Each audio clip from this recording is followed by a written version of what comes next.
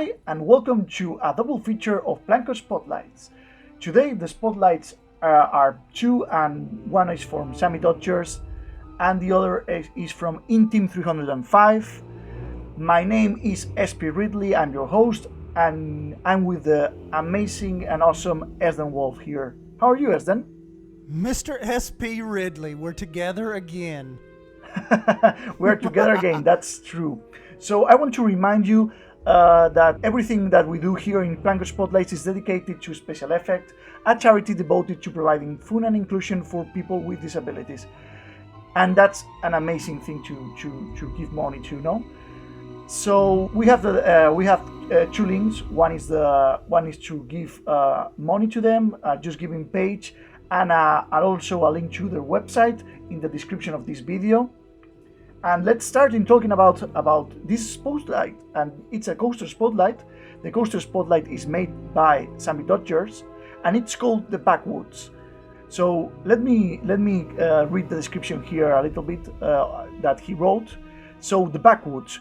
This Halloween, come face to face with the forest as it's taking over the house. New heights are needed to destroy it and bring back justice to your house by sweeping to and from the forest center and then into the now destroyed back forest shed before hurtling back into your house, destroying the creature once and for all. And it also says that no spooky pack was used with this. Ah, cool. So we've got another one. Kind of just like our Indiana Jones deal before the spooky pack. So this is going to be interesting to see how he worked around that. Yeah, and of course it's a Halloween roller coaster, and I know you like that a lot. Yep. So this is right up my alley, all creepy like. Oh, so let's start with looking at the entrance. Well, not the entrance, but one of the vista areas, and it seems quite moody, no? Yes, it does. Perfect little picture spot. I mean, I know it's not like, the main entrance, but really good picture spot.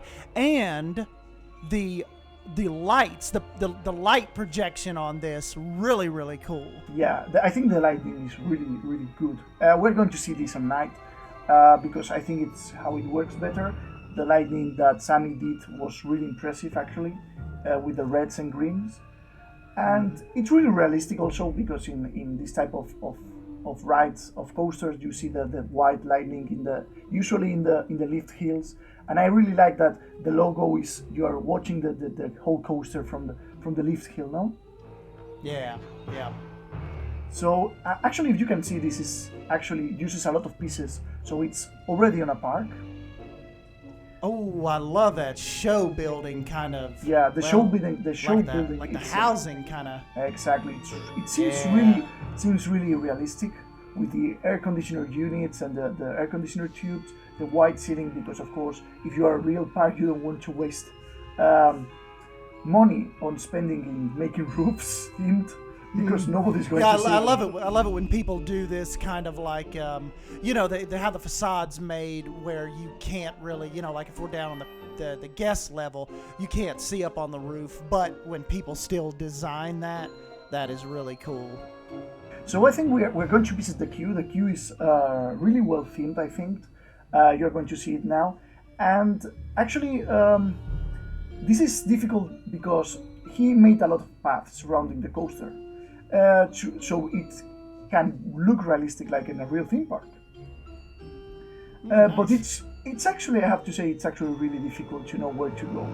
Because you see the logo and you think that the entrance is this side, but in reality, you need to turn around the coaster, go a little bit back, and go through a little bit of this beautiful theme paths, like rustic paths.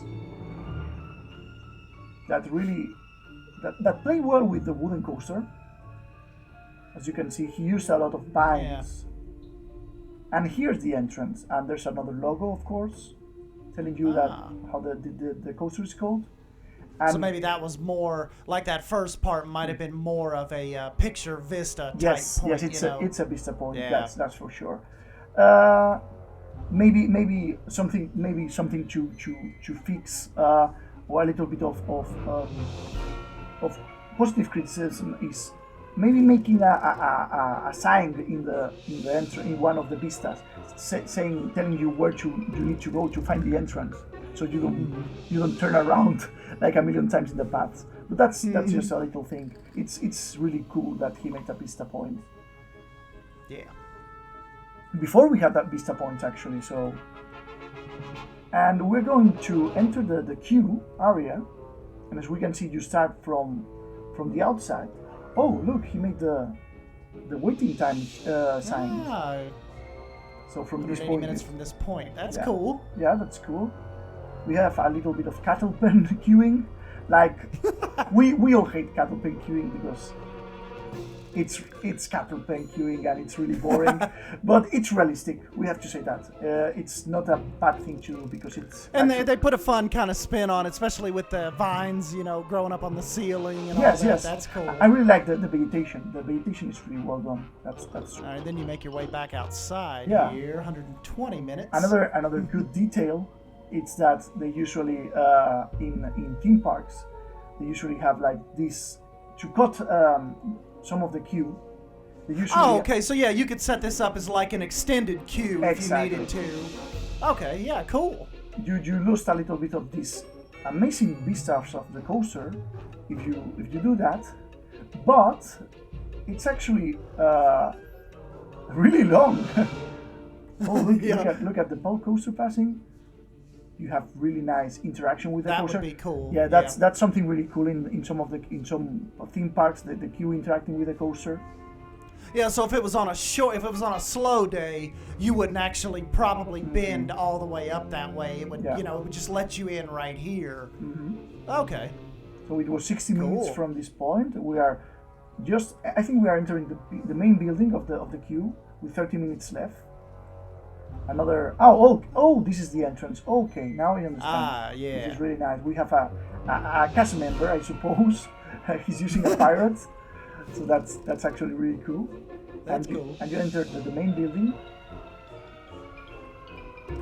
Let's see what we got going on. I'm starting understanding the story about the forest eating the building where this coaster is. A lot of vines. That's fun. The lighting is really creepy. What do we have here? Another cast member, but with a chain. And actually, I know why he has a chain. And let's see if Sdan likes this. But like you can see, this last part is it's a really smart stuff because you enter a show. Cool. Yeah, pre-show room. Yeah, pre-show room. So that guy is Neat. just not letting the people pass until like 30, 40 people. Yeah, so fill the room up, exactly. kind of Haunted Mansion style. Yeah.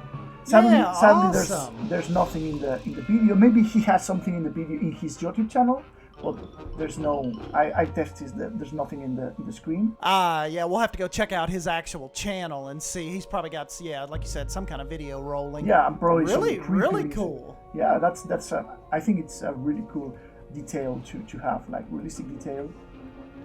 Another super cool thing is that he has a different queue for the front row. This is very typical also of theme parks, as you can see. Okay. And we arrived to the station. Regular loading right here. Cool. The regular loading, and here we see our train waiting for us. The train has arrived. So I think we're going to go inside. We're going to give you an on-ride tour through the coaster, and see you after that.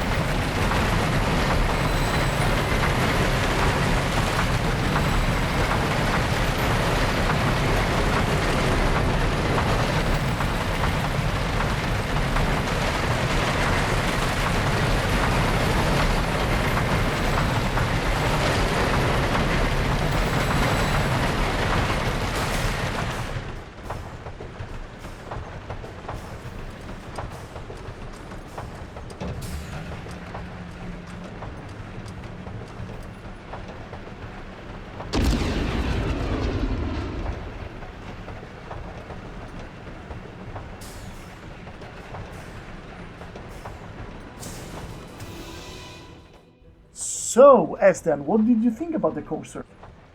I liked it. I thought it was. I thought it flowed good. I thought.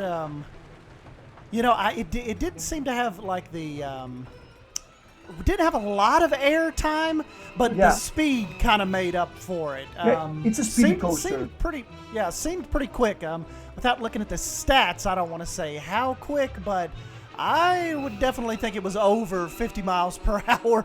Yeah, for us Europeans, that's 90 kilometers per hour, something like that.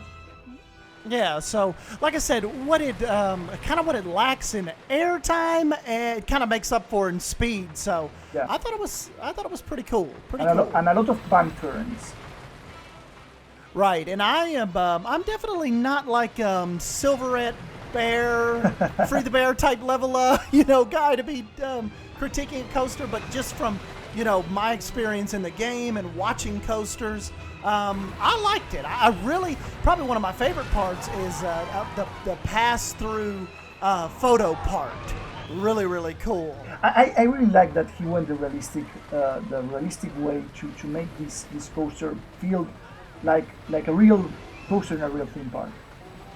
And one thing you don't see a lot, particularly with wooden coasters, is you remember the part towards the end where it kind of slowly takes you through the little show building part. Really, really cool. That seems to be based on Mystic Timbers on Kings Island. That has a little bit like a similar ending. What's in the shed and all that. That they were hyping, and then it was just like a scary scene at the end of the break room. Mm-hmm.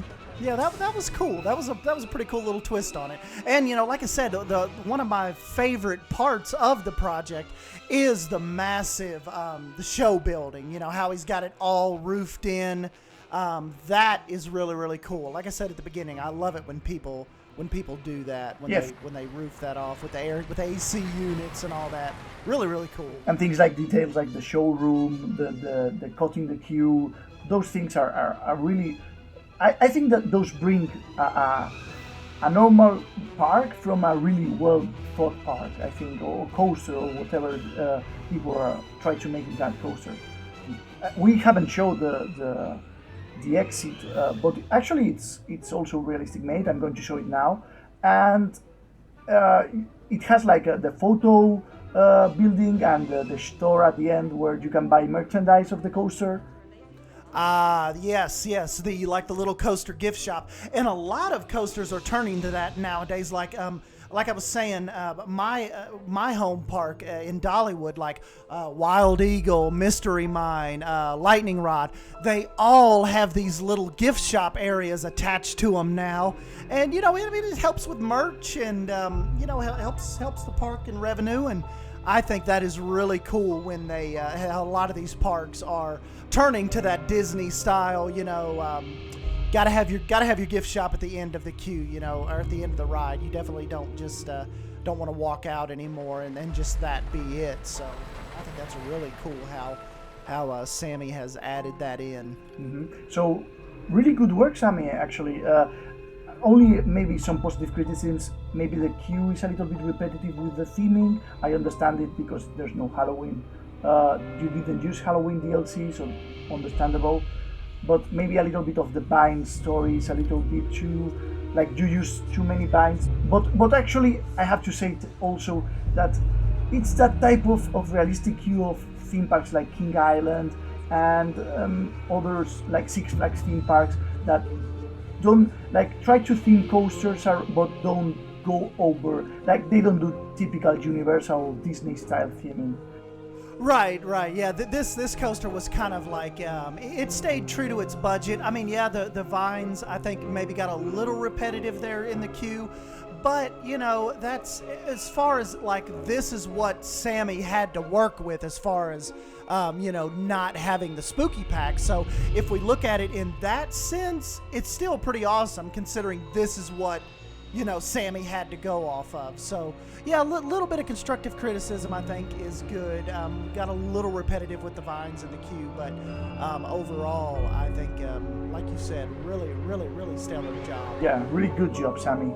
Of course, there's again, this is his workshop. We're going to put and his YouTube channel. We're going to have links in the description.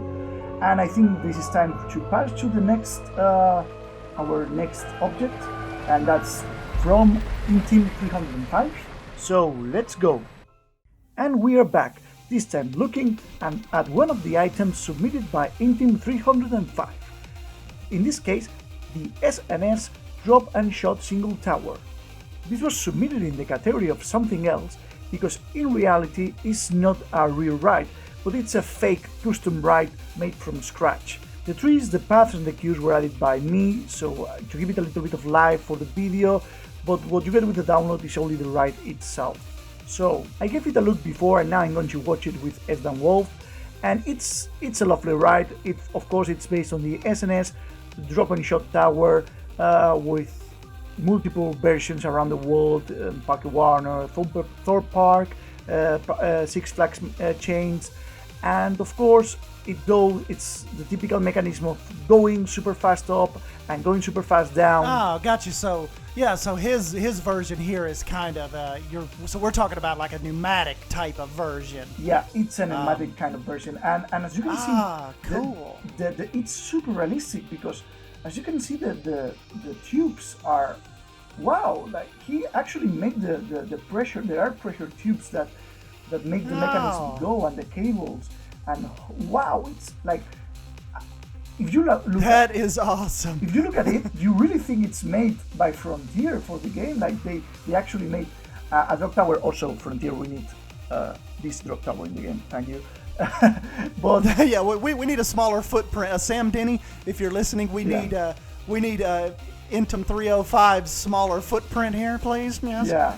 And but there's actually also, like, for example, the Park Warner version is a multi-tower with three towers of this in different positions, and actually Team 305 told us that he could make a 3 version if we wanted, but I don't think it's needed, because basically you can clone this one into 3 and make a little nice join the towers, like a little, like some framework to join the 3 towers.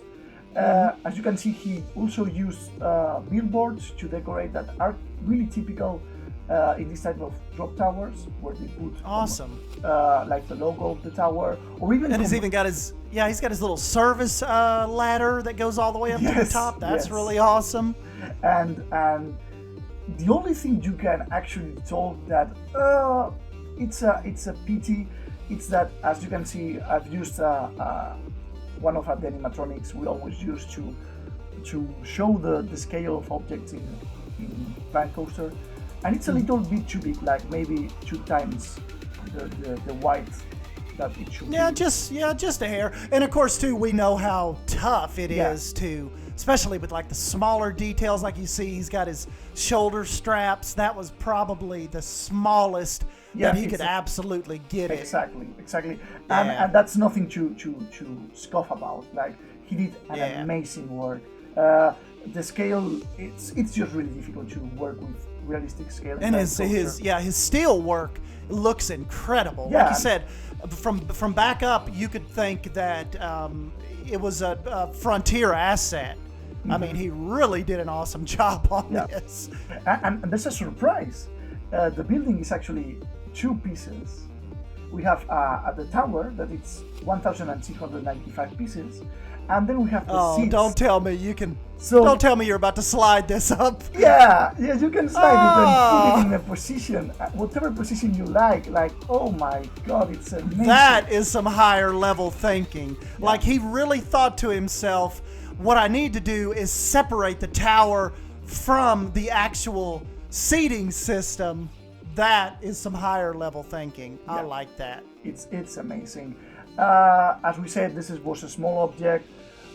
We could be talking about the detail like for 3 hours maybe, but we have to wrap it up. So this item, absolutely incredible job. Yeah. This amazing item was made by Team 305. You can visit his workshop, visit his YouTube channel. Please give it a thumbs up, give it a comment, subscribe to his item, it's fantastic. And of course, same for Sammy Dodgers and his coaster. Go to his YouTube channel, go to his workshop, subscribe and give him a thumbs up. Let me remind you to subscribe to this channel, give a like to this video, as that will help a lot to Special Effect, the charity devoted to providing fun and inclusion for disabled people through video games. Of course, if you want to submit your work, you can use the link in the description to submit a workshop item that you made to appear in these videos in the future. I was your host for the video today. My name is SPRidley, and I was with the fantastic, with the awesome Sdanwolf. Yeah, thank you for having me, man. Really, thank you for inviting me. Really, two awesome separate pieces, but I think people can find a lot of use for these in their parks. And happy to jump on. Thank you. And thank you for being here with us. So we see you in the next Spotlight. Goodbye, guys. See ya.